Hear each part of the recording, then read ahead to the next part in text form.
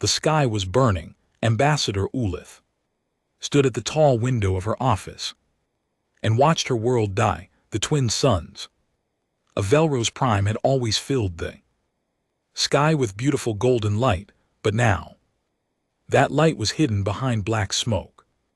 In the dark shapes of enemy warships, thousands of them hung in the atmosphere, like a swarm of hungry insects waiting to feed. The HFY had come without warning. Their obsidian ships had appeared at the edge of the system just 3 days ago. The Velrani people had sent messages of peace. They had offered trade. They had asked what the visitors wanted. The HFY had answered with fire. Ulith was tall and thin like all her people. Her skin was pale blue, almost silver in certain light. Her eyes were large and violet, made for appreciating art and reading ancient poetry. Her 6-fingered hands were delicate, designed for painting and playing musical instruments. The Velrani were not warriors. They had never been warriors in all their long history.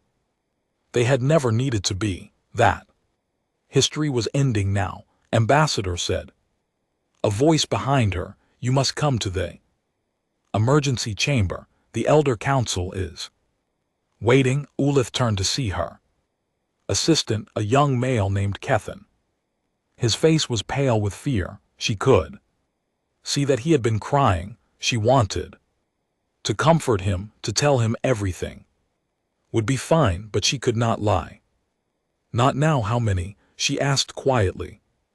Kethan understood the question. The northern continent is gone. The HFY burned it from orbit. 2 billion people lived there. His voice broke. Peacekeeping fleet tried to stop them.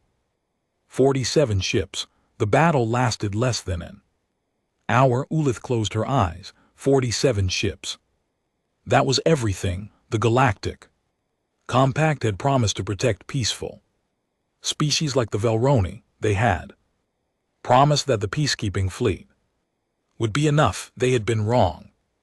She walked past Kethan and moved through the corridors of the government building. Everywhere she looked, she saw chaos. Officials ran back and forth with data tablets. Communication officers shouted into devices, trying to reach anyone who might help. Through the windows, she could see the streets of the capital city. Millions of people were trying to flee, but there was nowhere to go.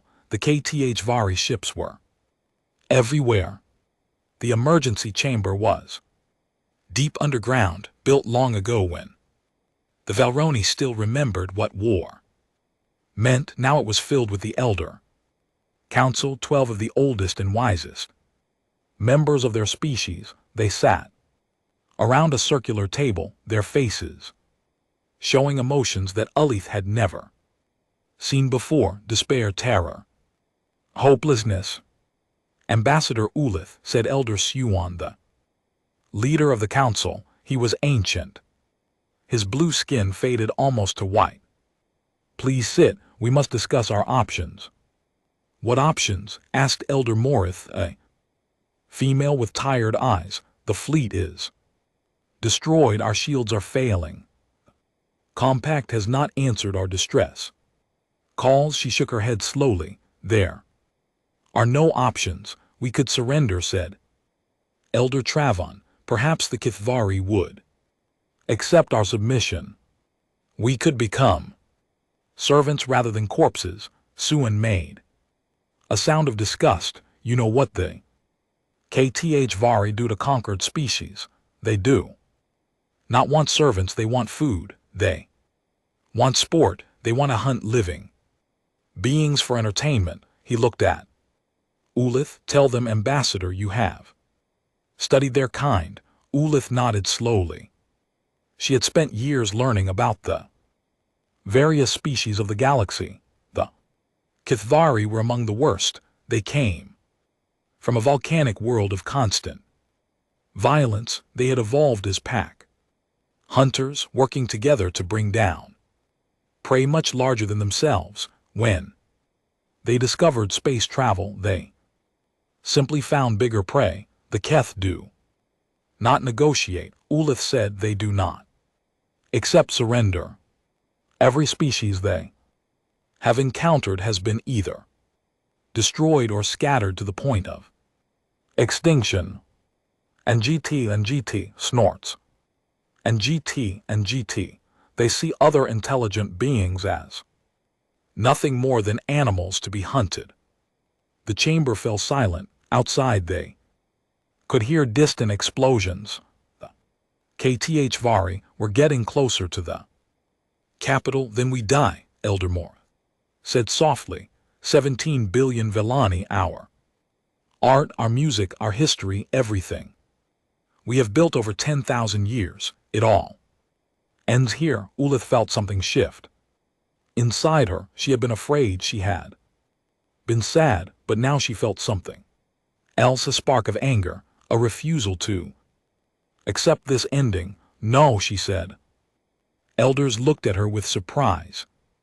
There is one more option, Ulith continued. Something we have never considered, something we were told never to use. She walked a small panel on the wall. Behind it, Clear's throat, was a device that looked ancient and forgotten. It was covered in dust. No one had touched it in centuries.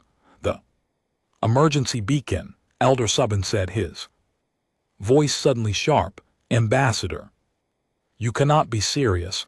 I am completely serious. That beacon broadcasts on a specific frequency. It reaches a specific species. Suan stood up, his old body shaking. It reaches the humans, Ulith, the Deathworlders. The word hung in the air like poison. Deathworlders, every child in the Galactic Compact learned about them. Humanity, a species from a planet so dangerous, so violent that surviving there required becoming dangerous and violent in return. Earth was a nightmare, a world of extreme temperatures, constant natural disasters, predatory animals, and deadly diseases. The gravity alone was crushing. By galactic standards, most species would die within minutes on the human home world, and the humans themselves were even more terrifying than their planet. They were endurance predators, able to chase prey until it collapsed. From exhaustion, they could survive injuries that would kill any other species. They healed with frightening speed. They could eat foods that were toxic to everyone else. They could function without sleep for days. They could adapt to almost any environment. Worst of all, they were violent beyond comprehension. Human history was written in blood. They had spent thousands of years fighting each other, developing weapons of increasingly devastating power. They had created bombs that could destroy entire cities. They had poisoned their own atmosphere. They had nearly wiped themselves out multiple times. When humanity finally reached the stars and made contact with the Galactic Compact, the other species had been horrified. Here was a race of natural-born killers from a death world, suddenly capable of traveling between stars. The Compact had done the only sensible thing. They had isolated humanity, kept them contained in their own small section of space, refused to share advanced technology with them, hoped that they would eventually destroy themselves. That had been 300 years ago. Humanity had not destroyed itself. Instead, they had grown stronger, and they had grown curious about the galaxy that wanted nothing to do with them. The humans are monsters, Elder Travon said. Everyone knows this. If we call them here, we might be saved from the Kethvari, only to be conquered by something worse, perhaps Ulith admitted, but the HFY are here now. Killing our people, the humans are far away and might not even respond. Which threat should we fear more, the certain death in front of us or the possible danger from a species that has never attacked anyone unprovoked, never attacked anyone because they have never been given the chance? Suan argued. We have kept them isolated for good reason, and now we need them. Ulith faced the council directly. I'm not asking for permission.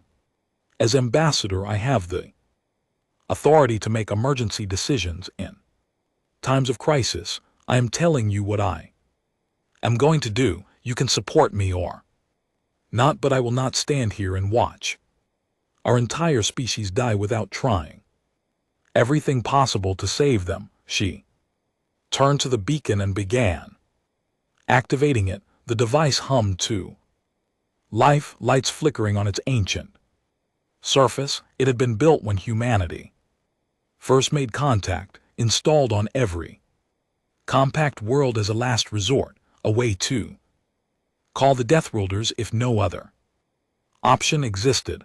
No one had ever used it. Elder Suan walked up behind her. If you do this, you change everything. The humans will know that we need them. They will know that the Compact's mighty peacekeeping forces failed. They will see our weakness. Good, Ulith said. Maybe they will also see our desperation. Maybe they will feel something other than anger toward the species that have imprisoned them for 3 centuries. She looked at the old elder. Maybe they will feel pity. Suan stared at her for a long moment. Then slowly he nodded. Then send the message, ambassador, and may the stars forgive us for what we are about to unleash. Ulith turned back to the beacon. Her 6 fingers moved across the controls, programming the emergency message. She thought about what to say. How do you ask for help from a species that your people had feared and rejected for generations? How do you beg monsters to save you? In the end, she kept it simple. The truth was enough. She activated the transmission. The beacon sent its signal outward, a cry for help, traveling at speeds faster than light. It crossed the empty void between stars. It passed through nebulae and around black holes. It traveled farther than any message had ever traveled before. 18 hours later, the signal reached a small yellow star that the rest of the galaxy had tried to forget. It reached the 3rd planet orbiting that star, a world of blue oceans and green continents and swirling white clouds, a beautiful world if you did not know what lived there. The signal was received by a communications satellite in orbit around the planet. It was automatically flagged as Priority 1 and forwarded to the appropriate authorities within minutes. It had reached the desk of Fleet Admiral Kira Okonkwo, commander of the United Earth Navy. She was drinking coffee when she read it. The coffee went cold as she read it again and again. SOS Velrose. Prime genocide imminent. We beg the children of Earth, help us. The Admiral was a small woman by human standards, but she had commanded warships for 30 years. She had seen things that would break most people. She had made decisions that had cost lives, and she had learned to live with those decisions. But this message made her feel something she had not felt in a very long time. The galaxy had rejected humanity, had called them monsters, had locked them away like dangerous animals. And now, when everything else had failed, they were calling for help, begging the monsters to save them. Part of her wanted to ignore it, let the galaxy solve its own problems. Humanity owed nothing to species that had treated them like threats for 300 years, but another part of her, the part that had watched her grandmother tell stories about old Earth and the values that made humanity worth saving, that part knew what she had to do. She reached for her communication device and began making calls far away on the burning world of Velro Prime. Ambassador Ulith stood at her window and watched the HFY ships descend toward the capital city. The screaming had started. Her people were dying by the millions. She did not know if the humans had received her message. She did not know if they would respond. She did not even know if they would care, but she had done everything she could. Now all she could do was wait and hope that somewhere in the darkness of space the monsters were listening. The hours passed slowly. The cavalry continued their attack, moving systematically from continent to continent. They were not in a hurry. They never were. For them this was entertainment, a hunt on a massive scale. They took their time, savoring the fear and despair of their prey.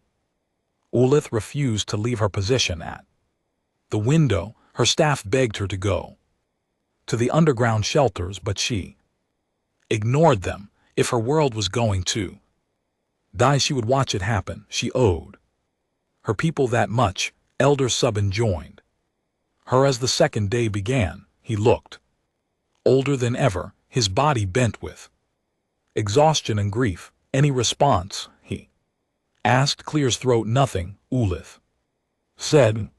The beacon shows that the signal was received, but there has been no reply. Perhaps they are not coming. Perhaps. Ulith watched a HFY carrier float past the window so close she could see the weapons mounted on its hull. Or perhaps they are discussing what to do, deciding if we are worth saving, and if they decide we are not. Ulith did not answer. She did not need to. They both knew what would happen. Another hour passed, then another. Capital city shields finally failed, and the HFY ground forces began landing. In the streets, Ulith could hear weapons fire in the distance, could hear screaming, could smell smoke drifting through the ventilation systems. It was over. She had failed. Then the sky changed. At first Ulith thought it was another weapon, a flash of light so bright it momentarily blinded her. But this light was different. It was not the orange of fire or the red of HFY plasma. It was white, pure white, like a star being born in the upper atmosphere. 3 shapes emerged from the light. Massive shapes larger than anything the Belrani had ever built, larger than anything the HFY had brought. Ships. 3 enormous ships, each one several kilometers long. They were not elegant like Belrani vessels. They were not organic and curved like HFY craft. They were angular, industrial, brutal. Their design, they bristled with weapons and sensor arrays. They looked like they had been built for one purpose and one purpose only: war. The largest ship broadcast a signal on all frequencies. A human voice, speaking in the common tongue of the Galactic Compact. This is the United Earth Navy, Dreadnought. Prometheus, leading battle group. Terra's vengeance, we have received your distress call and have come to assist. There was a pause. To the HFY forces, you have attacked a civilian population under the protection of the human species. You will cease all hostile actions immediately, release any prisoners, and withdraw from the system. You have 5 minutes to comply, Ambassador. Ulith felt tears streaming down her face. She did not try to stop them. They had come. The monsters had come. Elder Suan stood beside her, staring at the massive human warships now dominating the sky, his face showed an emotion that Alith had never seen on him before. Hope. May the stars have mercy on us. All, he whispered, the Deathworlders are here, above them the Prometheus and its sister ships moved into position inside those massive holes. 12,000 humans prepared for battle. They checked their weapons, they reviewed their orders, they looked at images of the burning planet below, and they innocent people dying there, and they felt something that their ancestors had felt many times before, rage. The HFY had 5 minutes to surrender. They did not know it yet, but those would be the longest 5 minutes of their lives. Fleet Admiral Kira Okonkwo had not slept. In 36 hours, she stood in the command center of Titan Station, the largest military installation in human space. Around her, hundreds of officers worked at their stations, processing data and preparing reports. Giant screens covered the walls, showing maps of human territory in the space beyond. One screen showed the distress signal from Velros Prime playing on repeat. Kira was 57 years old. Her dark skin was lined with the marks of a life spent in service. Her hair was gray and cut short. Her eyes were sharp and missed nothing. She had commanded warships since she was 25. She had fought pirates, stopped rebellions, and kept humanity safe from threats, both internal and external, but she had never done anything like what she was about to do. The emergency council had been called 2 hours ago. Now the 12 highest-ranking officers in the United Earth Navy sat around a long table arguing about something that had never happened before. We cannot intervene, said Admiral Cheney, commander of the Home Defense Fleet. He was a careful man who always considered every angle. The Galactic Compact has kept us isolated for 3 centuries. They have made it very clear that they do not want us involved in their affairs. If we send ships to this Velros system, we will be violating every agreement we have with them. What agreements? Asked Admiral Sarah Rothstein, commander of research and development. She was young for her position, with sharp features and sharper words. They have never treated us as equals. They have never invited us to their councils.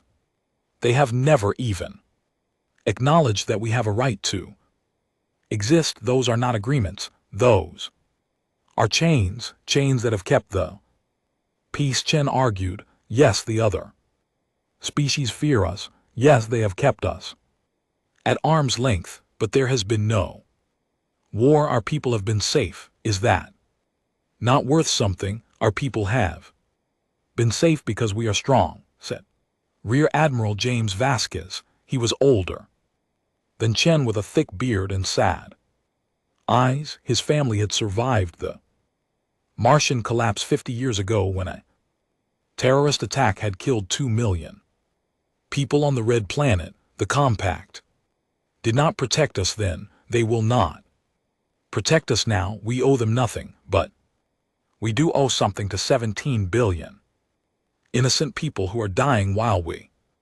sit here and debate, said Admiral Okonkwo. The room fell silent. Everyone turned to look at her. Kira stepped forward and activated the main display screen. Images appeared showing the Vrani species and their world. Beautiful crystalline cities, elegant art and architecture. A people who had dedicated their existence to creation rather than destruction.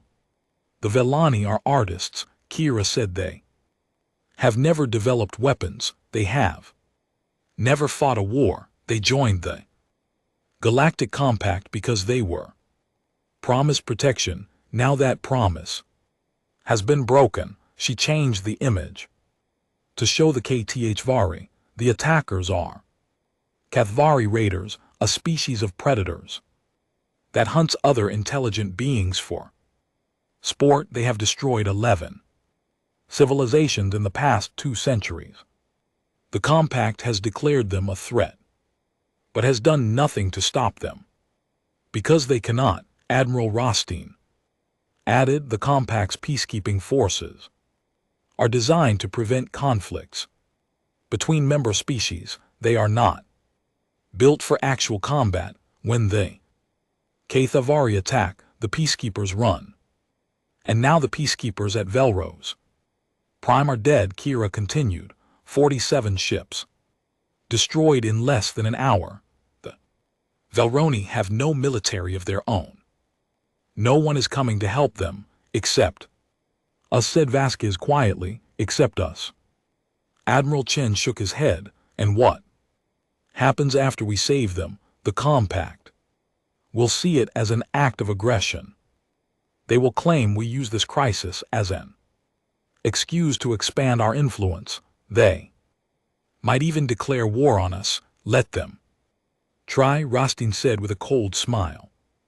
Our dreadnoughts could enough. Kira's voice cut through the room like a blade. We are not here to threaten the Compact or plan for future wars. We are here to decide one thing: do we help people who are dying, or do we let them die because we are afraid of what might happen? Afterward, she looked around the room, meeting each officer's eyes in turn. I have commanded ships for 30 years. I have made hard decisions. Some of those decisions cost lives. I have learned to live with that weight because I knew that I was protecting my people, that I was doing what was right. She paused. But I do not think I could live with myself if I sat here and did nothing while billions of innocent people were slaughtered. That is not who I am. That is not who we are. The Compact fears us, Vasquez said slowly. They call us Deathworlders. They think we are monsters. Maybe it is time to show them what kind of monsters we really are. Chen sighed heavily. You are all determined to do this. The decision is mine, Kira said. I am not asking for permission. I am informing you of my intent, but I would prefer to have your support. One by one the admirals nodded, even Chen, though his expression showed he still had doubts. Then it is decided, Kira said. We mobilize immediately. The next few hours were organized chaos. The United Earth Navy had never launched an operation this far from human space. There were thousands of details to manage, supplies to gather, crews to brief. 3 ships were chosen for the mission: the Prometheus, the Leviathan, and the Unconquered Sun. Each was a Titan-class dreadnought, the largest and most powerful vessels humanity had ever built. 5 km long, 3 km wide, bristling with weapons that could crack planets open, carrying enough firepower to fight a small war, and crewed by humans who had been waiting their entire lives for a chance to prove themselves. Captain Marcus Stone commanded the Prometheus. He was a tall man with broad shoulders and a calm voice that never wavered. Even in crisis, he had grown up on Luna, the moon of Earth, and had joined the Navy at 18. Now 42, he had spent his entire adult life preparing for battles that might never come. Today they were coming. He stood on the bridge of his ship as the crew prepared for departure. The bridge was massive, filled with workstations and display screens. 200 officers handled navigation, weapons, communications, and dozens of other essential systems. Everyone moved with purpose. Everyone knew their job. Captain, said his first officer, Commander Lisa Chen, no relation to the Admiral. She was small and fierce with short black hair and eyes that seemed to process information faster than computers. All departments report ready for departure. Crew is at battle station. Weapons are loaded in charge. Engine status. Slip drive is online and ready. We can depart on your command. Stone nodded. He looked out the main viewport at the stars beyond, somewhere out there beyond the borders that humanity had been told never to cross. People were dying, people who had called for help, people who had put their faith in the Deathworlders. He would not let them down. Signal the Leviathan and Unconquered Son, he ordered. Inform them that Prometheus is ready to lead. We depart. In 10 minutes, the message was sent. Acknowledgements came back quickly. The other 2 dreadnoughts were also ready. Their captains, veterans like Stone, understood what this mission meant. This was not just a rescue operation. This was humanity's first contact with the wider galaxy since the isolation began. Everything they did would be watched, analyzed, judged. Admiral Okonkwo's voice came through the shipwide communication system. She was aboard the Prometheus, leading the mission. Personally, she had refused to send others to do what she was not willing to do herself. Attention all hands, she said. This is Fleet Admiral Okonkwo. In a few minutes, we will be entering slip space and traveling to a world called Velrose Prime. This world is under attack. Billions of innocent people are dying there because no one else will help them. She paused, letting the word sink in. For 300 years the galaxy has called us monsters. They have called our home a death world. They have kept us isolated because they fear what we might do if given the chance. Today they will learn what we actually do. Not conquer, not destroy, not dominate. We protect, we defend, we save. That is what humans do. That is what we have always done. Even when we were only protecting each other, now we have the chance to protect someone else, someone who has no one else to turn to, someone who looked at all the advanced and civilized species of the galaxy and found them wanting. And so they called for the Deathworlders. Instead, do not make them regret that choice. Admiral Okonkwo out. The silence on the bridge lasted only a moment. Then someone started clapping. Others joined in. Within seconds, the entire bridge crew was applauding, cheering, showing their approval of what they were about to do. Captain Stone allowed himself a small smile. These were good people. They were ready. Navigation, he ordered. Set course for Velrose Prime. Maximum slip speed. Course laid in, Captain. Slip drive engaging. The stars outside the viewport began to stretch and blur. The fabric of normal space twisted as the ship's engines tore a hole in reality itself. The Prometheus entered slip space, followed moments later by the Leviathan and Unconquered Son. 3 human dreadnoughts racing across the galaxy to answer a call for help. 3 ships carrying hope to a world that had none left. The journey took 18 hours. During that time the crews rested, prepared, and trained. Marines checked their weapons and armor. Pilots ran simulations in their fighter craft. Medical teams organized their supplies for mass casualty situations. Admiral Okonkwo spent most of the journey in her quarters studying everything the Navy had on the Cathari. She learned how they fought, how they thought, what they valued, and what they feared. The answer to the last question was interesting. The Cathavari were apex predators on their home world.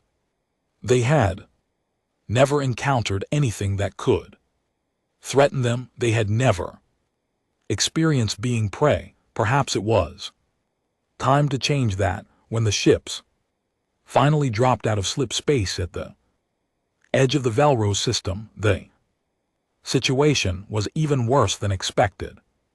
Sensors showed over 200 Kvari vessels in orbit around the planet. The surface was scarred with the marks of orbital bombardment. Entire continents were burning. My God, Commander Chen whispered, looking at the display. How many have they killed? Unknown, replied the sensor officer, but based on the damage patterns, billions. At least 3 to 4 billion dead in the past 2 days. The bridge fell silent.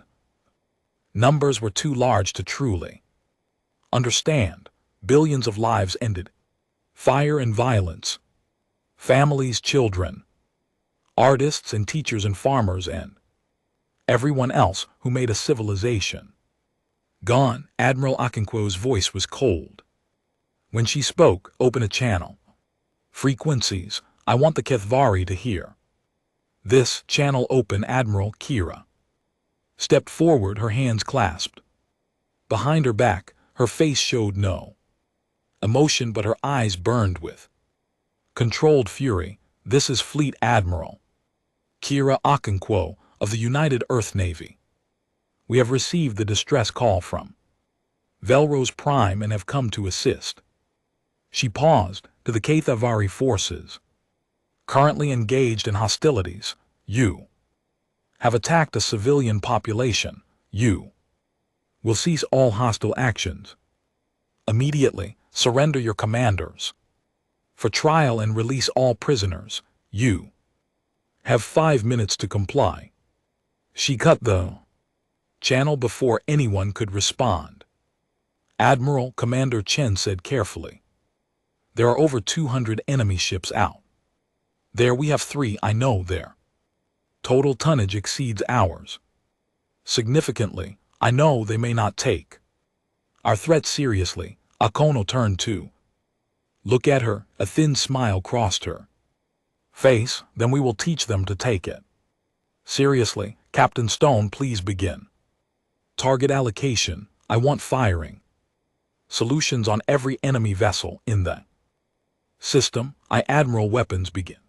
Targeting. The Prometheus hummed with power as its weapon systems came fully online. Plasma channeling arrays charged, magnetic acceleration cannons, loaded tungsten rods, point defense systems activated. The ship, already dangerous, became deadly. On the other 2 dreadnoughts, the same preparations were being made.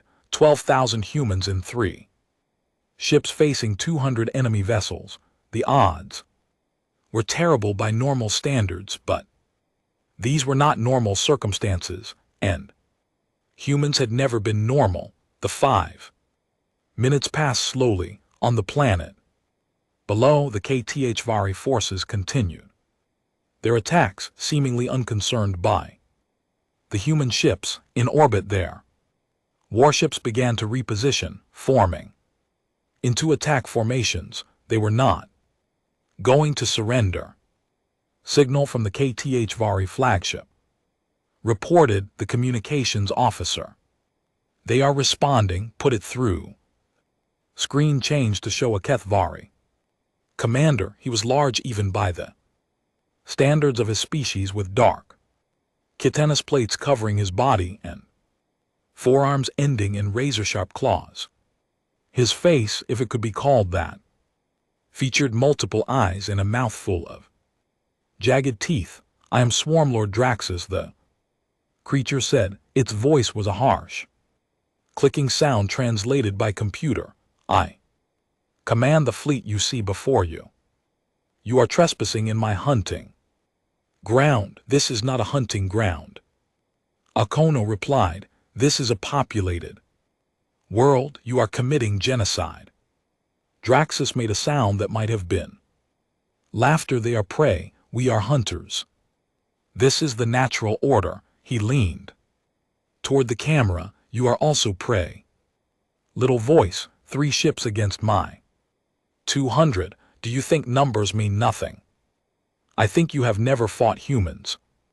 Before, I have heard stories they Deathworlders, again that horrible. Laugh, your world is harsh, your history is violent. You think this makes you special, but you have been hiding in your little corner of space for centuries. You have never fought a real war. You are right, Akono said calmly.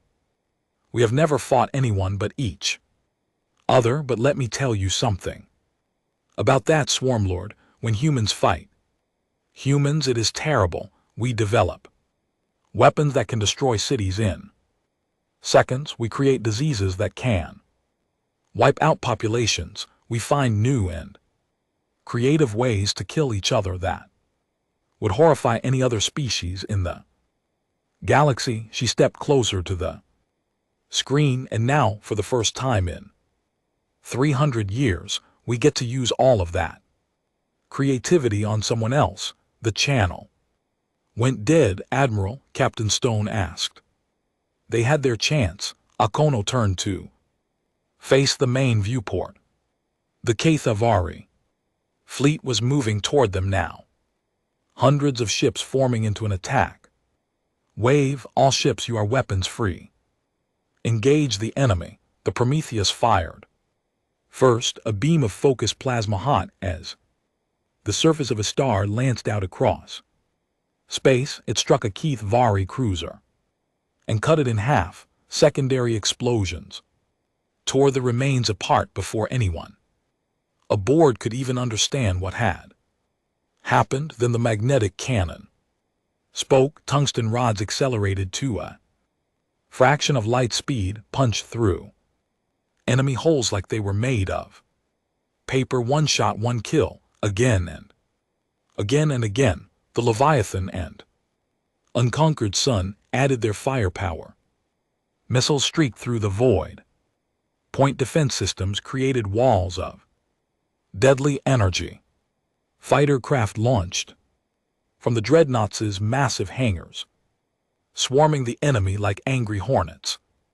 The HFY tried to fight back. Their weapons were powerful by galactic standards, but they had been designed to fight compact ships which were built for peacekeeping rather than war. Human ships were built for something else entirely. They were built to survive anything. Kavari plasma splashed against human shields and was absorbed. Kinetic rounds bounced off armor designed to withstand the fury of human weapons. The Dreadnoughts advanced through the enemy fleet like wolves through sheep, dealing death with every shot. Within 30 minutes, over 100 HFY ships had been destroyed. The remainder were in full retreat, their formations shattered, their confidence broken. Swarmlord Draxus watched from his flagship as his armada died around him. He had never felt this before, this helplessness, this fear. He finally understood why the galaxy had isolated the humans, not because they were afraid the humans might be monsters, because they knew the humans were monsters, monsters that the rest of the galaxy could never hope to stop. All ships, Draxus ordered, his voice hollow. Full retreat. Leave this system now. His fleet ran, but for many of them it was already too late. Admiral Okonkwo watched the enemy flee with no satisfaction. Victory meant nothing when billions had already died. But at least no more would die today. Cease fire, she ordered. Let the survivors go. They will spread the word about what happened here. She turned to her communications officer. Open a channel to the planet. Find someone in authority. Tell them. She paused, thinking about what to say. Tell them help has arrived. Tell them they are safe now. Tell them that the Deathworlders keep their promises. Below, on the surface of Velrose Prime, Ambassador Ulith heard the message and wept. The monsters had come and they had saved her world. Swarmlord Draxus had conquered 11 star systems in his lifetime. He had led his fleet against species that had built empires spanning hundreds of worlds. He had hunted beings that called themselves gods. He had burned civilizations to ash and danced in the ruins. In all his years across all his conquests, he had never known fear. He was learning it now. His flagship, the Endless Hunger, drifted powerless in the darkness of space. The great engines that had carried him across the galaxy were silent. The weapons that had brought death to billions were cold and useless. Emergency lighting flickered in the corridors, casting strange shadows on walls that had never seen damage before. The humans had done this with a single shot. Draxus stood in his command center, surrounded by officers who looked to him for guidance. He had no guidance to give. Everything he knew about war, about hunting, about domination, none of it applied here. Humans did not fight like any species he had encountered. They did not fight like predators at all. They fought like the galaxy itself had decided to kill him. Swarmlord said, his second in command, veteran named Kathrix. Her voice was steady, but Draxus could see the fear in her compound eyes. The enemy ships are approaching. They have stopped firing. What are your orders? Orders? Draxus let out a hollow laugh. What orders can I give? Our weapons are destroyed. Our engines are destroyed. We cannot fight. We cannot run. He turned to look at the main view screen, which showed one of the human dreadnoughts growing larger as it approached. We can only wait to see what the prey decides to do with the hunter. Perhaps they will negotiate, take prisoners for exchange. The Cathari do not take prisoners, Draxus said. Everyone knows this. Why would they expect us to be treated differently? Cathars had no answer. The human dreadnought stopped a few km away. It was enormous, larger than any ship Draxus had ever seen. Its hull was covered with weapons and sensors, and even in his current state, his tactical mind could not help analyzing it. Armor was thick, designed to absorb massive amounts of damage. The weapon placements were strategic, allowing fire in almost any direction. Clear's throat ship was a fortress, a weapon and a statement. Allen won. This is what we are, it seemed to say. This is what we can do, and you cannot stop us. A message came through the communication system, a human voice, calm and professional. Cavari flagship. This is the UN Prometheus. We are sending boarding teams to secure your vessel. You will not resist. Any hostile action will result in the immediate destruction of your ship. Acknowledge. Draxus looked at his weapons officers. They shook their heads. The weapons were completely offline. Even if they wanted to fight, they could not. Acknowledge.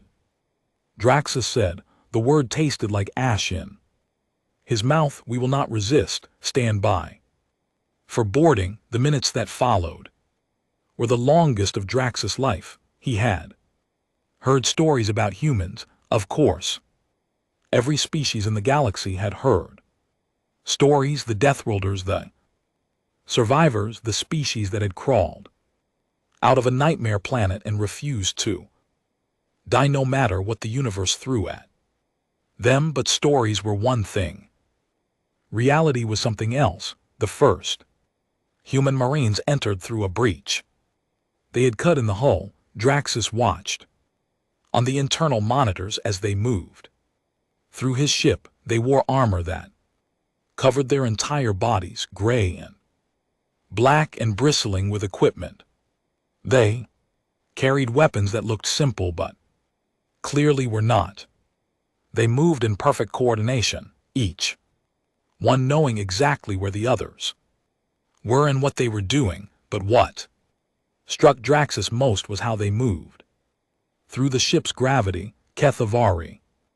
Ships use standard galactic gravity. About 60% of what humans apparently considered normal, most species found. This comfortable, the humans moved through it like it was nothing less than nothing. They practically floated.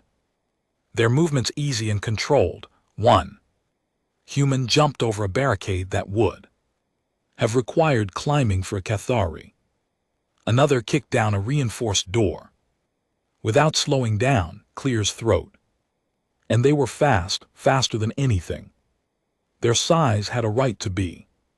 They cleared the ship's corridors in minutes, securing every section, neutralizing every potential threat. The Kethavari warriors who tried to fight back were subdued with brutal efficiency, not killed. Draxus noticed, subdued. The humans were taking prisoners. That surprised him more than anything else. Finally, the humans reached the command center. The door was forced open and a team of Marines entered with weapons raised. They swept the room, identified all the HFY officers, and took positions covering every angle. Then a single human walked in. She was small. That was Draxus's first thought. Even by human standards, she did not look particularly impressive. Her skin was dark, her hair was gray, and her face was lined with age. She wore a different uniform than the Marines, covered with symbols and decorations that probably meant something important to humans, but her eyes were what made Draxus truly understand what he was facing. Those eyes had seen things, done things. They held a depth of experience that Draxus recognized because he had the same look. This was a killer, a predator. In the truest sense of the word, someone who had made hard decisions and lived with the consequences. The difference was that this killer had come to stop him, and she had succeeded where no one else had. Swarmor Draxus, the woman said. Her voice was calm, almost pleasant. I am Fleet Admiral Kira Okonkwo of the United Earth Navy. You are under arrest for crimes against sapient life. Draxus stared at her. Arrest? You mean to take me prisoner? Yes, why? Your people have destroyed my fleet, killed thousands of my warriors. You have one, why not kill me as well? Akono studied him for a moment, then she stepped closer, moving without fear. Even though Draxus could have killed her with a single swipe of his claws, she seemed to know he would not try, or perhaps she simply did not care, because killing you would be easy, she said, and this situation requires something harder than easy solutions. You have committed genocide. You have murdered billions of innocent beings. You will be tried for your crimes. You will face justice. Justice? Draxus made the clicking sound that passed for laughter among his species. There is no justice in the universe. There is only power. The strong take what they want. The weak die. This is the way of things. That is the Cathari way, Okonkwo, not ours. And what is the human way? I have heard the stories about your species, your wars, your weapons. You have killed more of your own kind than I have killed of any other species. Do not pretend you are better than me. Akono nodded slowly. You are right. Our history is filled with horror. We have done terrible things to each other, things that would make your conquest look like children's games. She paused, but we learned from those things. We decided to be better. That is what separates us from you. Swarmlord, not power, not violence. The choice to use our strength for something other than destruction. Draxus had no response. He had never considered that choice. For his entire life, strength had meant dominance, power had meant taking what you wanted. The idea that someone could be strong and choose not to destroy was foreign to him. Take him to the brig, Okonkwo ordered. Treat him well. He will need to be healthy for his trial. The Marines moved forward. Draxus did not resist as they placed restraints on his arms. There was no point. He had lost, completely and utterly lost, to a species he had dismissed as primitive and contained. As they led him out of the command center, he turned back to look at the human admiral. Why did you come? He asked. The Velroni are not your allies. They rejected you like the rest of the compact. Why risk your ships and your soldiers for people who feared you? Akono considered the question. Because they asked for help and because we could, that is all. That is your reason. Sometimes that is enough. She turned away, dismissing him. Take him away. While Draxus was being processed, the human fleet continued its work.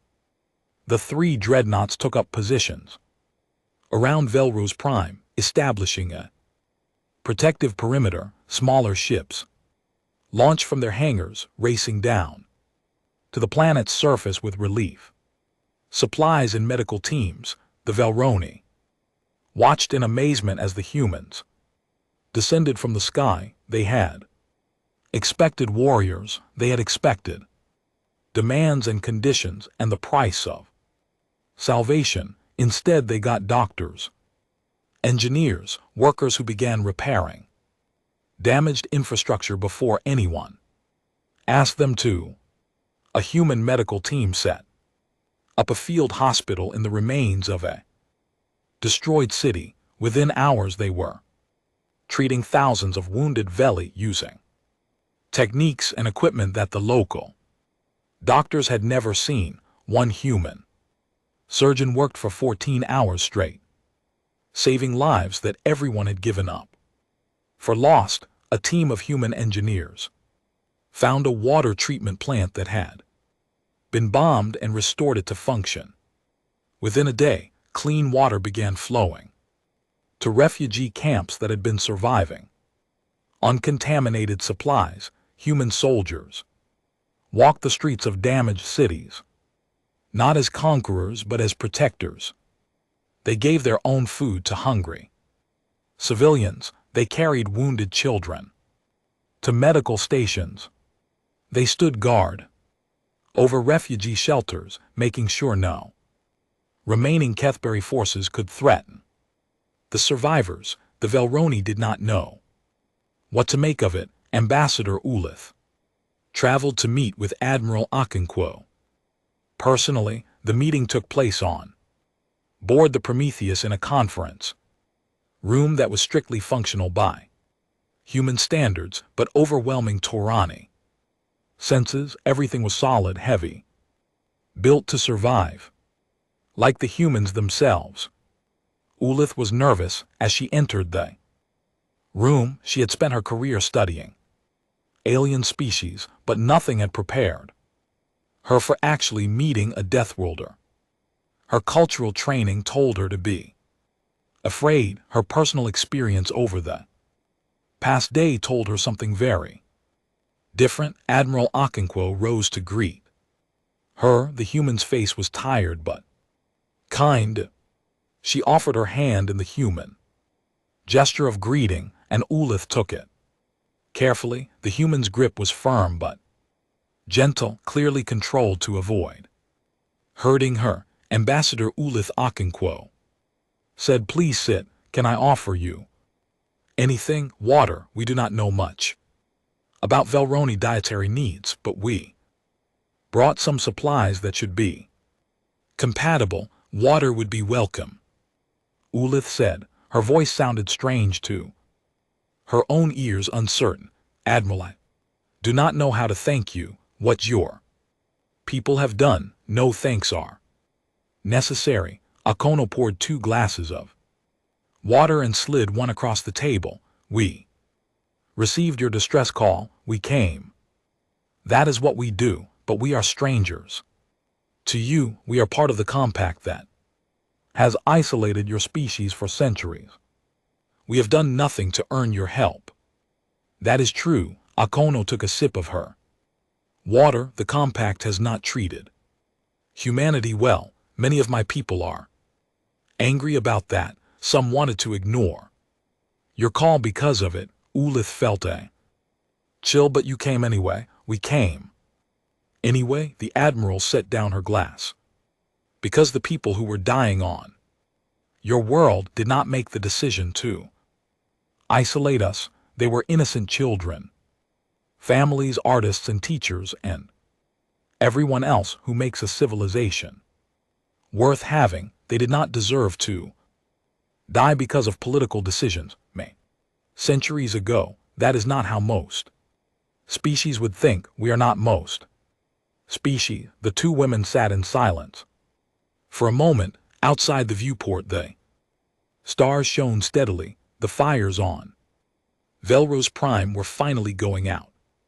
What happens now? Ulif asked finally. The Kethari will return. They always return, and the compact. She hesitated. The compact will not be pleased that you intervened. They may see this as an act of aggression. Let them see it however they want. Okonkwo's voice hardens slightly. We did not come here to start a war with the compact, but we will not apologize for saving lives. If they have a problem with that, they can take it up with me. You would risk conflict with the entire galaxy. I would risk anything to do what is right. The Admiral leaned forward. Ambassador, I am going to be honest with you. I do not know what the future holds. I do not know how the compact will react or what humanity's role in the galaxy will become, but I do know this. As long as I command this fleet, we will answer distress calls. We will help those who cannot help themselves. We will protect the innocent. She met Ulysses directly. That is who we are. That is who we choose to be, not because we are weak or naive, but because we have been strong enough to become something more than killers.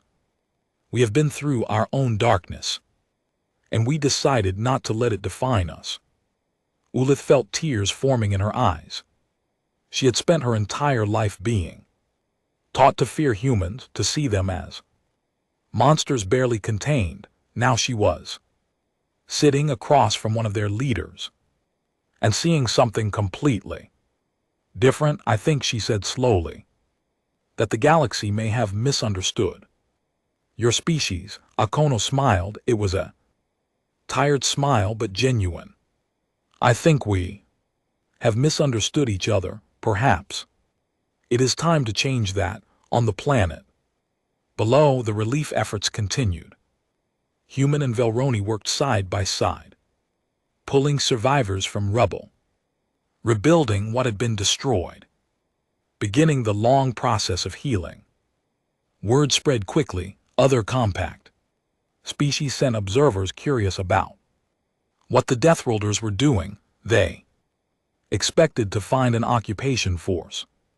Instead, they found volunteers working without rest to save lives. A plenary diplomat watched a human soldier share his last ration bar with a hungry child.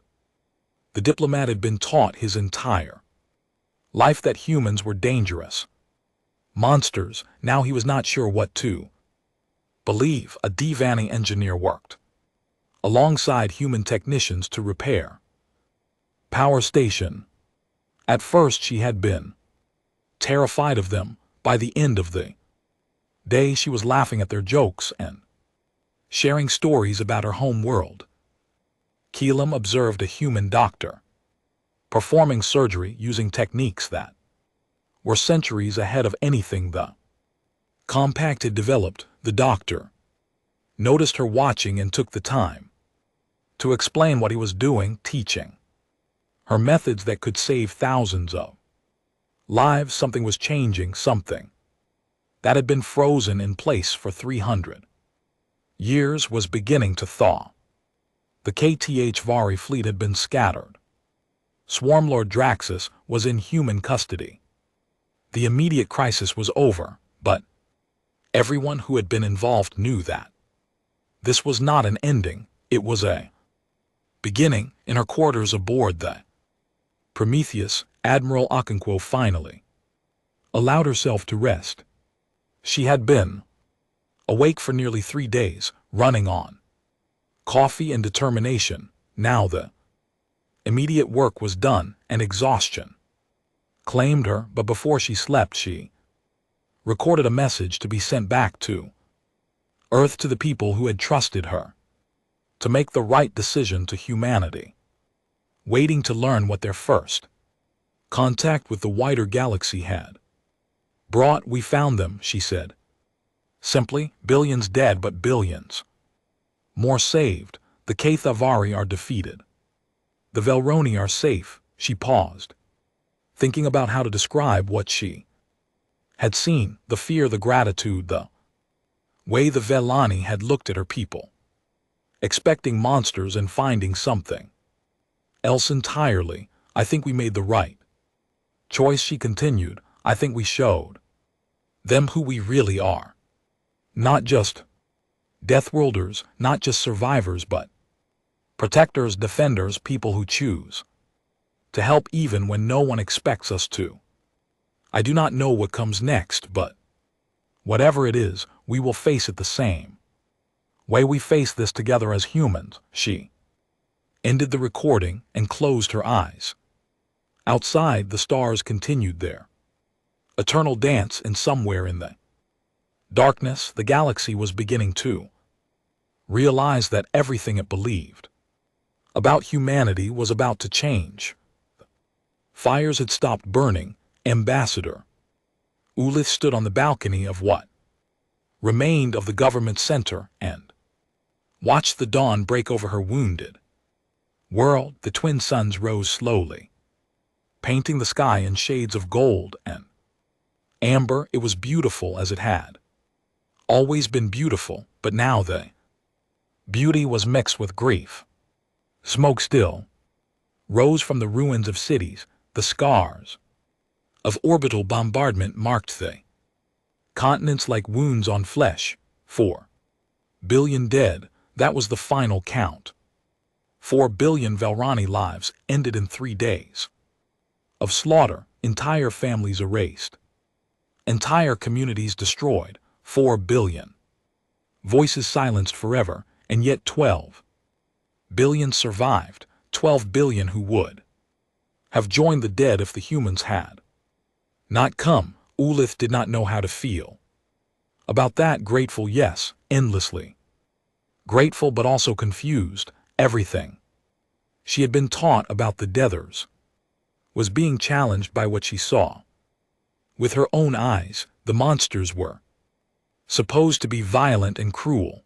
The monsters were supposed to take what they wanted and destroy what they did not need. Instead, the monsters were helping. Below the balcony, a human relief camp had been established in the main plaza. Thousands of refugees filled the space, lining up for food and water and medical attention. Human soldiers moved among them, distributing supplies with patience and care. Human doctors worked around the clock, treating injuries that overwhelmed the Velroni medical system. A human transport shuttle landed nearby, carrying more supplies. The markings on its side showed it came from the UEN Leviathan, one of the massive dreadnoughts still orbiting overhead. More shuttles would follow. The humans had brought enough supplies to sustain millions of refugees.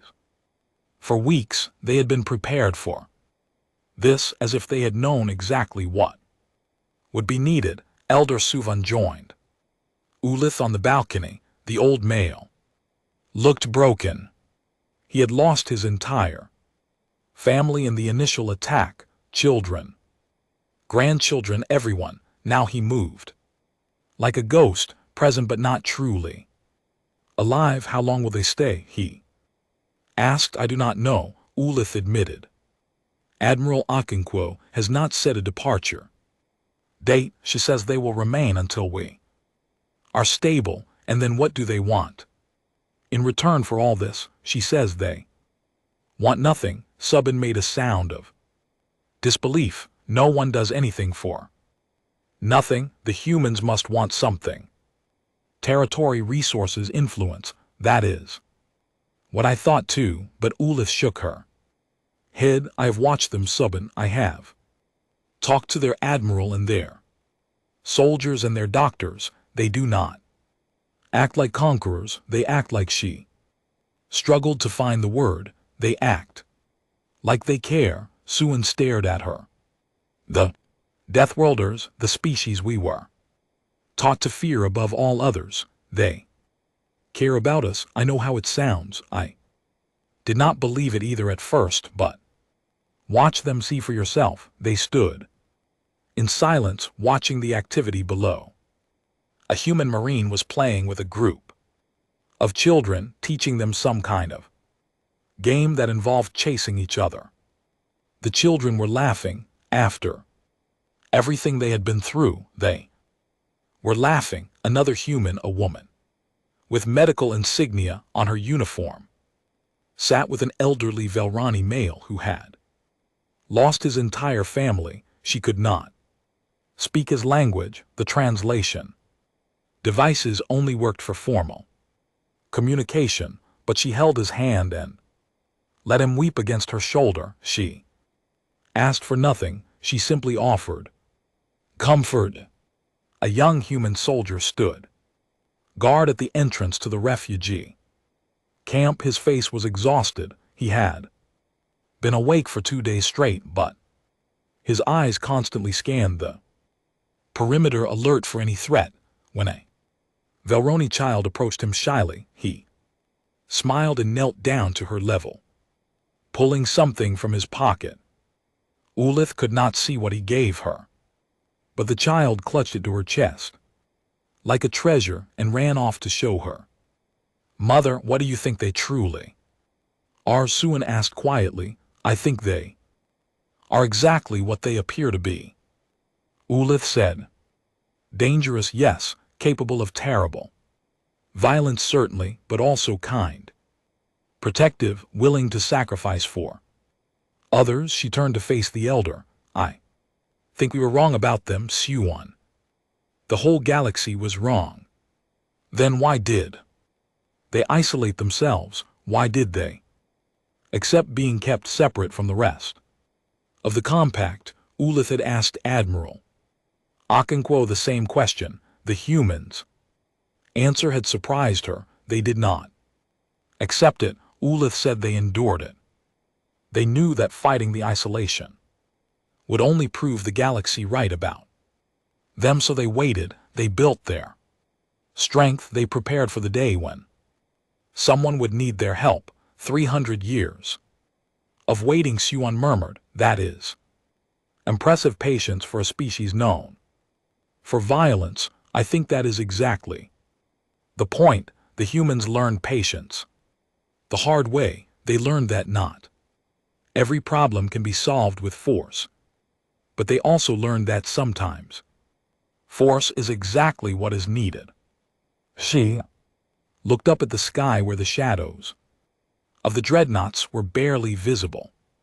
Against the morning light, they became strong enough to protect everyone, and then they waited until someone was willing to let them try. Below, the relief efforts continued. More shuttles arrived carrying construction equipment and building materials. Human engineers had already begun repairing the city's power grid, working alongside Velani technicians who were amazed by their speed and efficiency. A command center had been established in one of the surviving buildings. Inside, Admiral Okonkwo coordinated the relief operation with the calm precision of someone who had done this many times before. She had not slept in days, but she refused to rest until the immediate crisis was handled.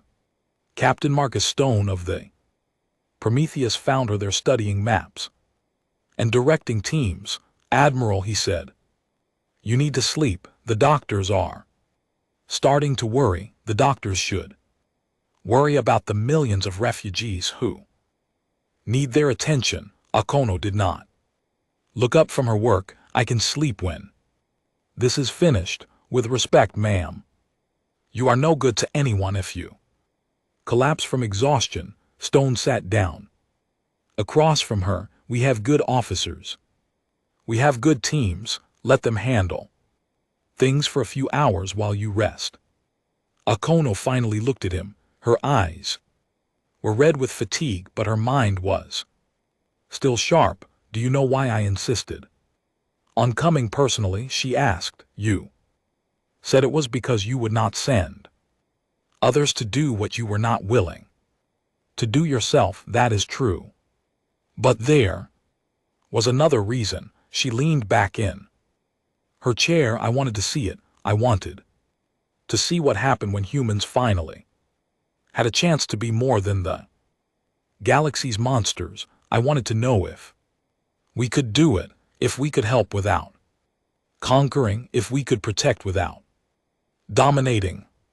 "And what do you think?" Okonkwo was quiet for a moment, then a small smile crossed her face. "I think we are exactly who I hoped we would be." She stood up, stretching muscles that ached from hours of sitting. "But you are right, I should rest. The operation can continue without me for a few hours." She paused at the door. "Keep me informed if anything important happens." "Of course, Admiral." As Okonkwo left, Stone took over the coordination duties. Reports continued to come in from across the planet. Rescue teams finding survivors, medical units saving lives, engineering crews restoring essential services. The scope of the human operation was impressive, and it was all being done without any expectation of reward. On another part of the planet, Lieutenant Sarah Park led a ground team through the ruins of a coastal city. The cavalry had hit this area hard. Entire buildings had been reduced to rubble. The streets were filled with debris and the bodies of the dead. Park was 28 years old. She had joined the Navy at 18, following in her father's footsteps. She had trained for combat. She had prepared for war, but nothing had prepared her for this. The scale of the destruction was overwhelming. Every street held new horrors. Every collapsed building might contain survivors or corpses or both. The work was exhausting physically and emotionally. Several members of her team had already needed to take breaks to compose themselves, but they kept going because that was what they did. Lieutenant called one of her soldiers. "We have something here. Movement under this rubble." Park hurried over. The soldier was pointing at a collapsed structure that might have been a school. Scanners showed heat signatures beneath the debris, faint but present. "Survivors," Park said, "get the heavy equipment over here. We need to dig them out carefully." The team went to work. Small construction drone was brought to lift the larger pieces of debris. Soldiers worked with hand tools to clear smaller obstacles. The process was slow and careful. Any wrong move could cause a collapse that would kill whoever was trapped below. After 2 hours of work, they broke through to a small pocket of space beneath the rubble. Inside they found them, 8 Veli children huddled together in the darkness. The oldest could not have been more than 10 years old by human standards. They were dirty and scared and hungry, but they were Alive, one of the human soldiers, a big man named Sergeant Williams, who had a reputation for being tough and intimidating, knelt down at the entrance to the space. His voice was gentle when he spoke. "Hey there, it is okay. You are safe now. We are here to help you." The children stared at him with huge, frightened eyes. They had probably never seen a human before.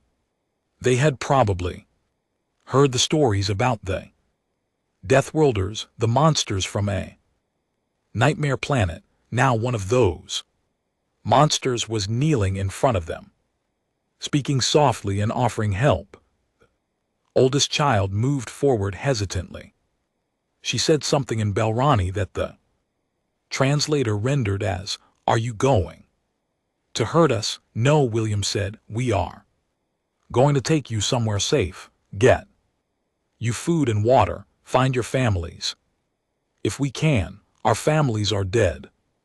Another child said, "The bad ones killed them." Williams closed his eyes for a moment. When he opened them again, his face was set with determination. "Then we will take care of you until someone else can, I promise." He reached out his hand. The oldest child looked at it for a long moment, then slowly she took it. Williams helped her out of the rubble. One by one, the other children followed.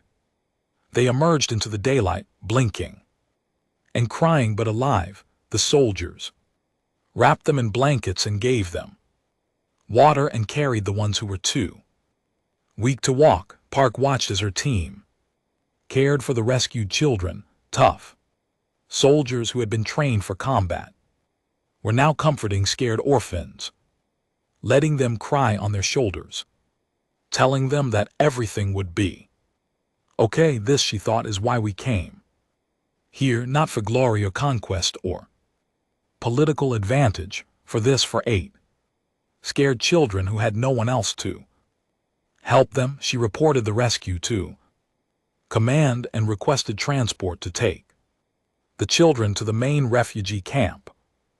Shuttle arrived within minutes.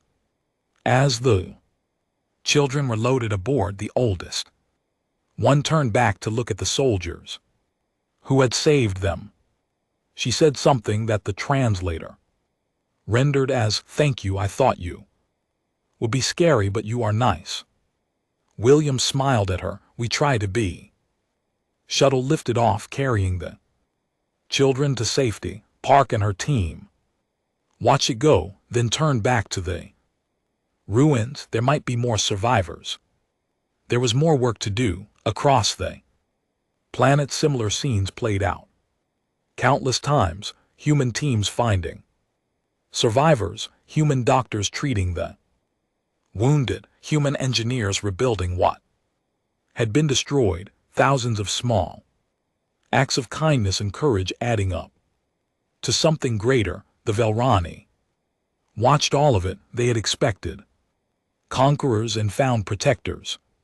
They had expected demands and found generosity. They had expected the monsters of legend and found something else entirely. Ambassador Ulithred, the relief efforts, personally speaking with human and alike. Everywhere she went, she found the same thing. 2 species that had been strangers working together as if they had known each other for centuries. In the refugee camp, she found a human nurse teaching a group of Velroni medical students advanced first aid techniques. The nurse was patient and encouraging, taking time to answer every question. At a damaged water treatment plant, she found human and engineers collaborating on repairs. They communicated through translators and hand gestures, but their work was perfectly coordinated. In a temporary shelter, she found a human chaplain sitting with a group of grieving Velani, leading them in a meditation for peace. The chaplain had adapted the practice from human traditions, but it seemed to bring comfort to those who participated. Ulith did not understand all of it. Human culture was strange to her, their religions, their customs, their ways of thinking, but she understood the intention behind everything they did. They genuinely wanted to help. They genuinely cared about the suffering of beings they had never met before. Why? She wondered, what makes them like this? She asked the human soldier that question. Directly, he was a young man, barely old enough to be called an adult, standing guard at a food distribution point. Why did you come here? She asked him. You did not know us. You had no obligation to help. The soldier thought about it.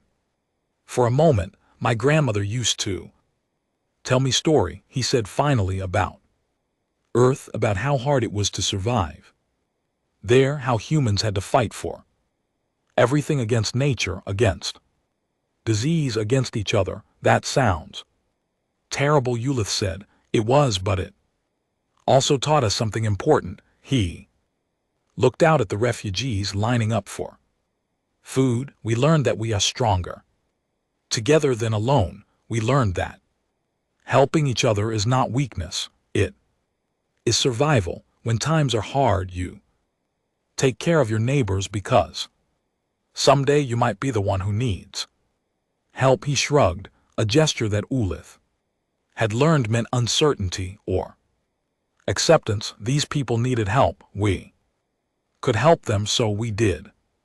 It is not complicated, but it was complicated. Ula thought it was complicated because no one else in the galaxy thought that way.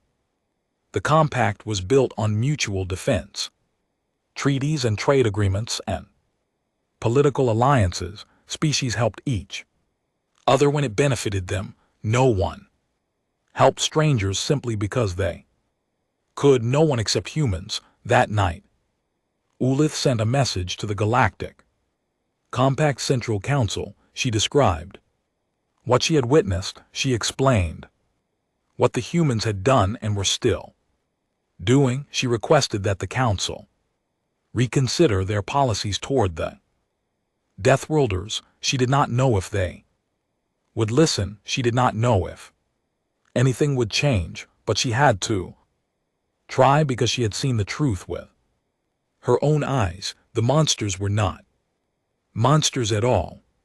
They were something the galaxy had never seen before, a species that chose to be kind even when kindness was not expected or rewarded.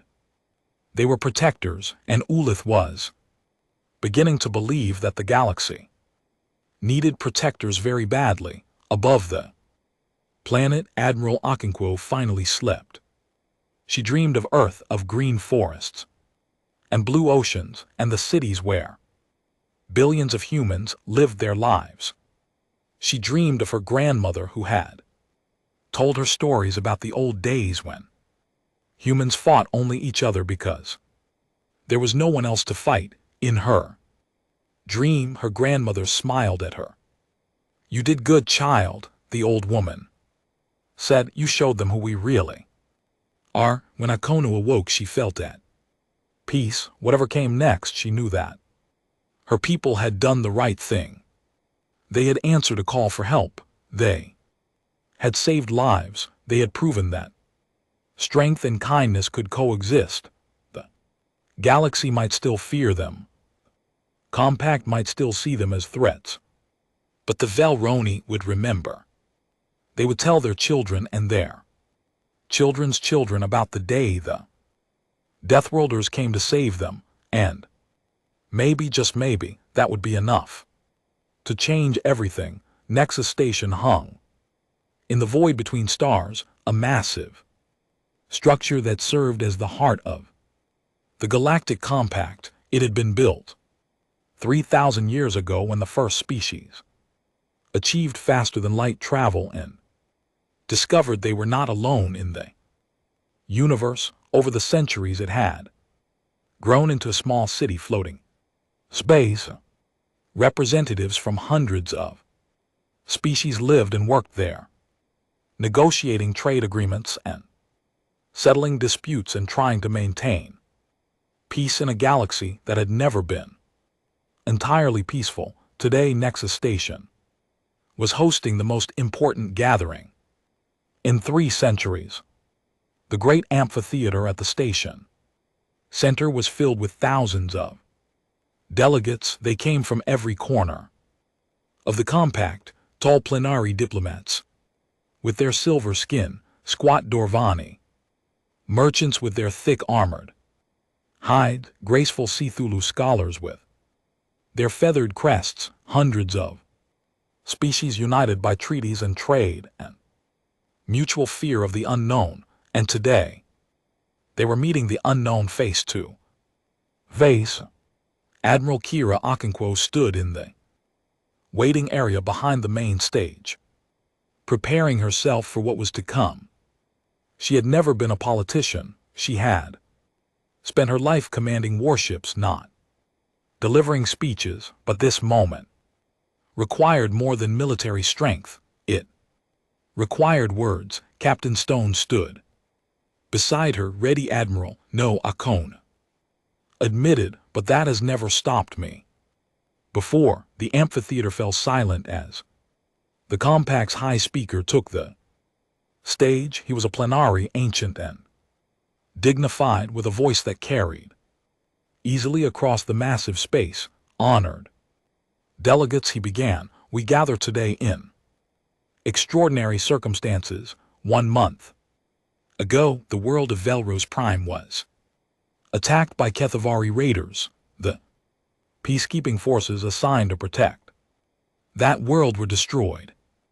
Billions of innocent Velani died. Murmurs rippled through the crowd. Everyone knew the basic facts, but hearing them stated officially still carried weight. In desperation, Ambassador Ulith of the Velroni activated an emergency beacon that reached the species known as humans, the Deathworlders.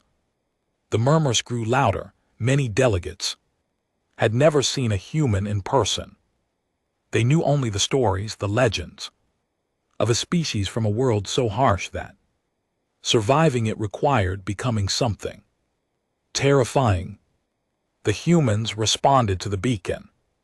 3 of their warships arrived at Velros Prime and engaged the HFY fleet. The result was decisive.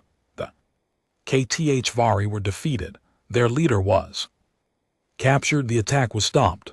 The high speaker paused, letting the information sink in. In the weeks since, the humans have remained at Velros Prime. They have provided medical care, food, shelter, and engineering support to the survivors. They have asked for nothing in return. They have committed no hostile acts against any compact world or species. He turned toward the entrance to the stage. For the first time in 300 years, the Galactic Compact has invited a human representative to address this council. Fleet Admiral Kira Okonkwo, commander of the Earth forces at Velro Prime, has agreed to speak. He stepped back from the podium. Admiral Okonkwo, the floor is yours. Akon walked onto the stage. She was not dressed in formal diplomatic robes. She wore her naval uniform, the same one she had worn during the battle and the relief efforts that followed. It was a deliberate choice. She was not here as a politician. She was here as a soldier who had done her duty. The amphitheater was vast, and thousands of alien eyes watched her approach the podium. Many of those eyes held fear. Some held curiosity. A few, very few, held hope. She stood at the podium and looked out at the gathered delegates. These were the beings who had isolated her species for 3 centuries, who had called humanity dangerous and treated them like a disease to be contained, who had refused to acknowledge them as equals. She could have been angry. She could have demanded justice or retribution or acknowledgement of how wrong they had been. Instead, she spoke calmly. We did not come here for thanks. Her voice carried clearly through the amphitheater. The translation systems converted her words into hundreds of languages, ensuring that everyone understood. We came to deliver a message. She paused, letting the tension build. The HFY attacked the Villani because they knew no one would help.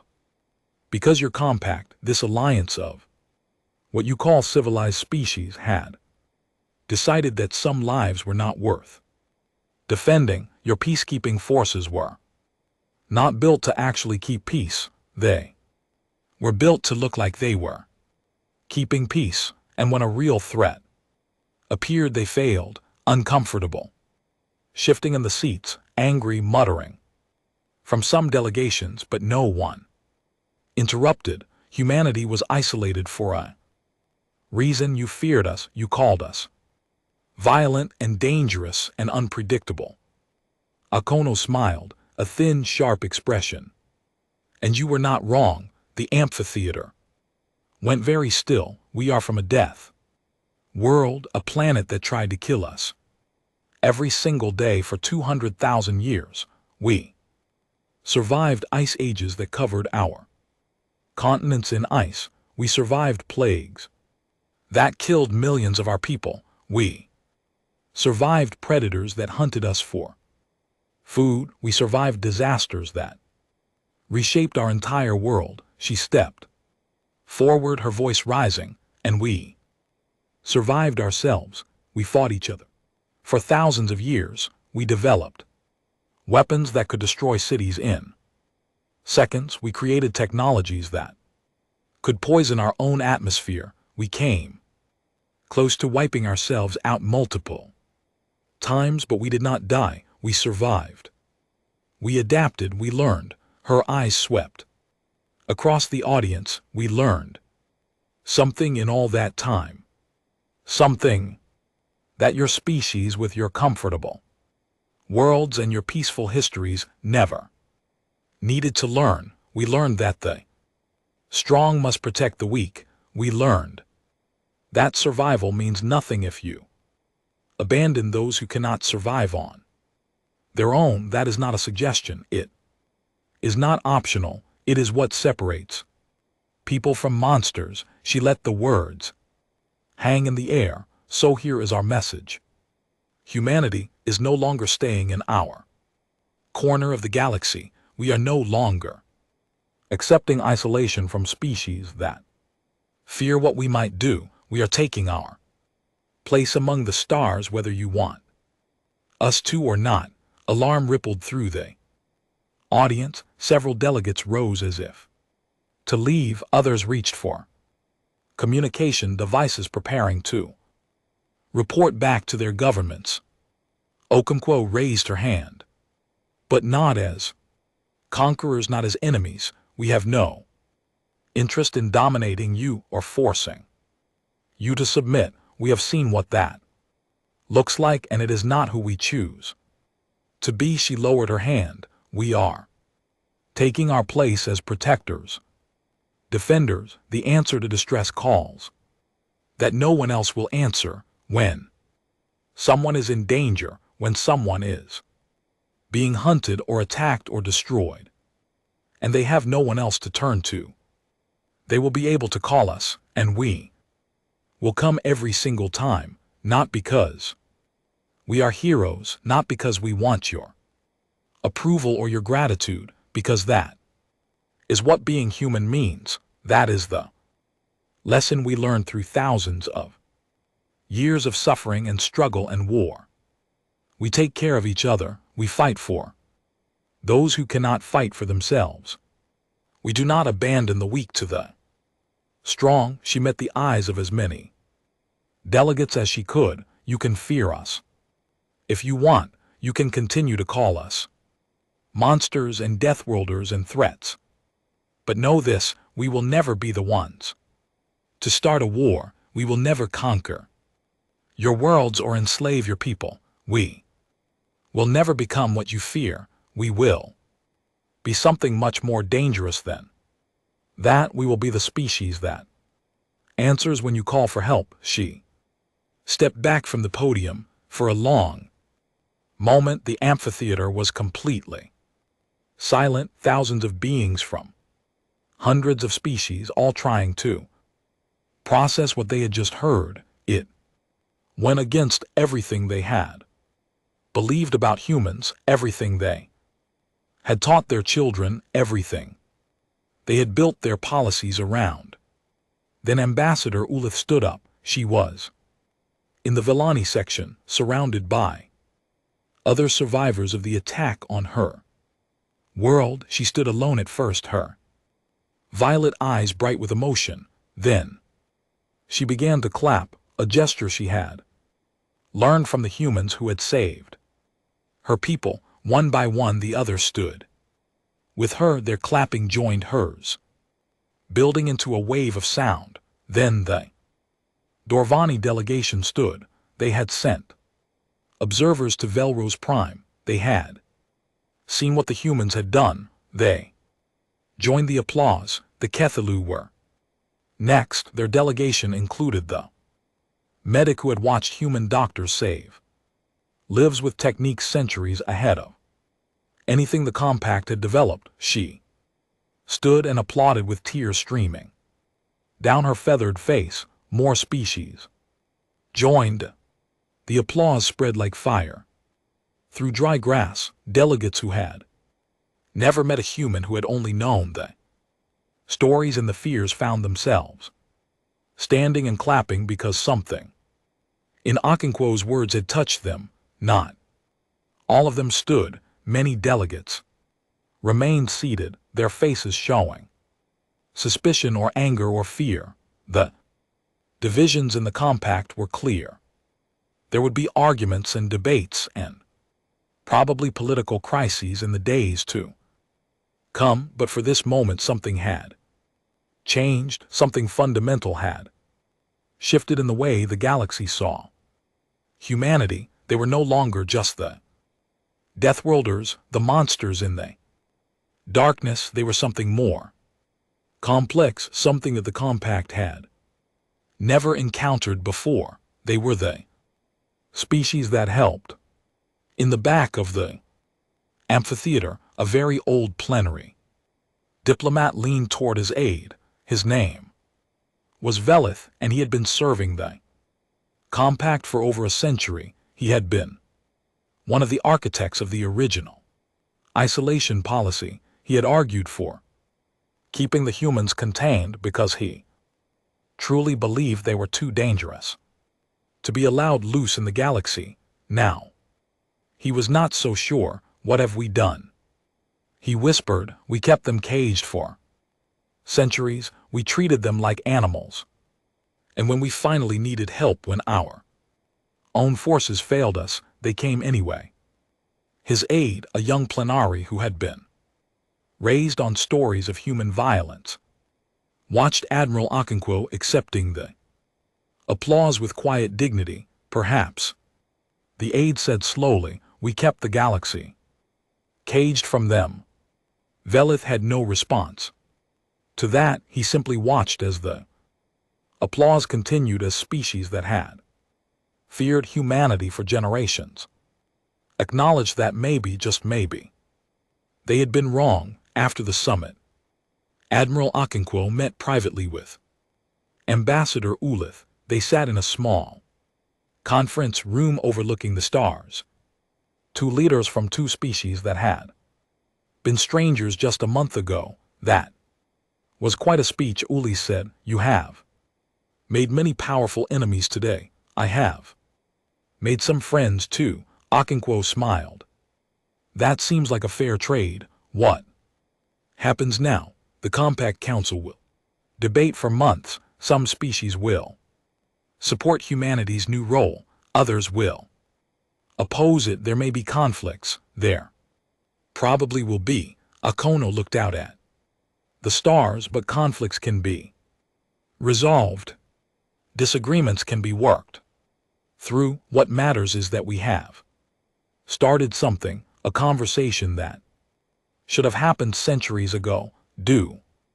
Snorts, you truly believe humanity can be what you described, protectors for the entire galaxy? Akono considered the question carefully before answering. I believe we can try. I believe we should try. Whether we succeed, she shrugged. That depends on choices we have not made. Yet on people who have not been born. Yet on situations we cannot imagine. But you will try anyway. Of course, that is what humans do. We try things that seem impossible. Sometimes we fail. Sometimes we succeed, but we always try.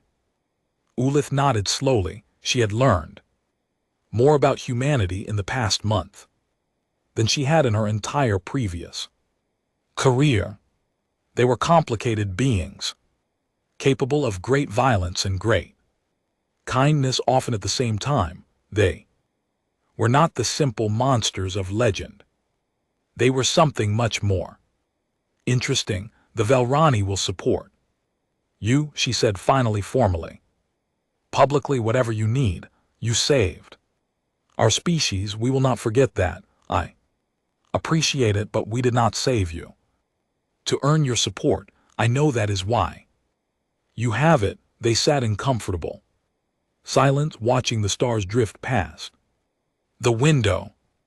Two species that had been strangers, beginning to become something more. 6 months later, a new beacon frequency was established. It broadcast continuously across every corner of known space in every language that human computers could translate. The message was simple.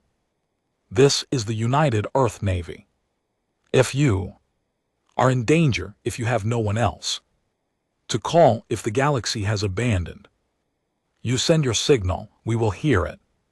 And we will come. On 100 worlds, beings who had never dared to hope heard that message. They were the weak, the vulnerable, the species that had no great fleets or powerful allies, the ones who had always lived in fear of stronger neighbors. Now they had something they had never had before.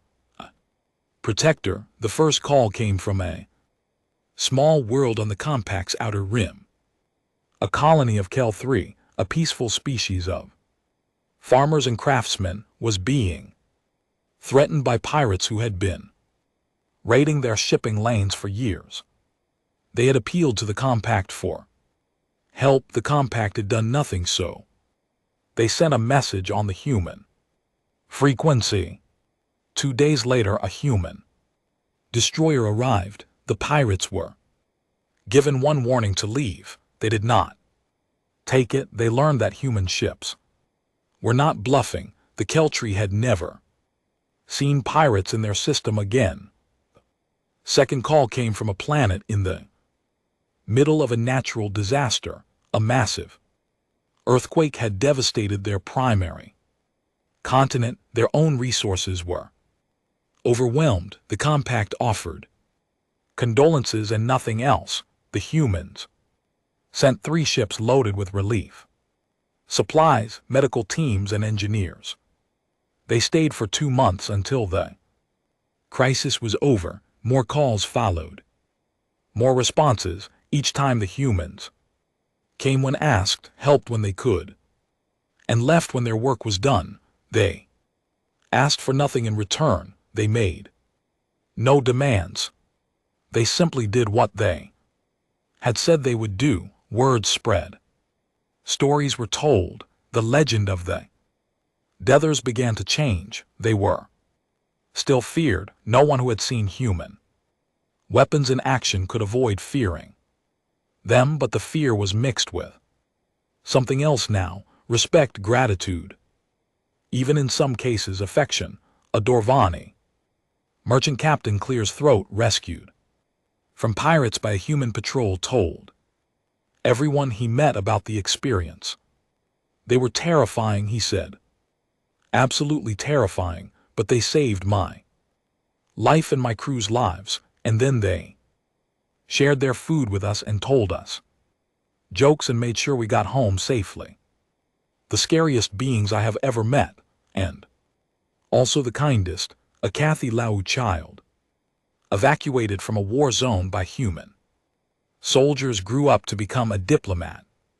She dedicated her career to building bridges between her species and humanity. They carried me to safety. She told anyone who would listen, I was just one child among thousands, but they treated me like I mattered. That is who the humans are. A plenary historian began writing a new history of the galaxy, one that did not treat humanity as monsters to be contained, but as potential allies to be understood. His work was controversial at first, but over time it gained acceptance. The old stories about Deathers began to fade, replaced by new stories about protectors. Not everyone accepted the change. Some species continued to fear and distrust humanity. Some politicians built careers on warning about the death world or threat.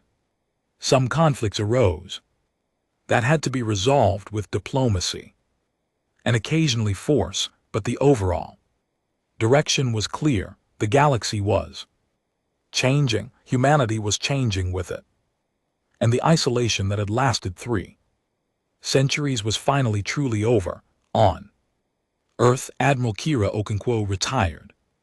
After 40 years of service, she had commanded the first human fleet to operate outside the neutral corridor.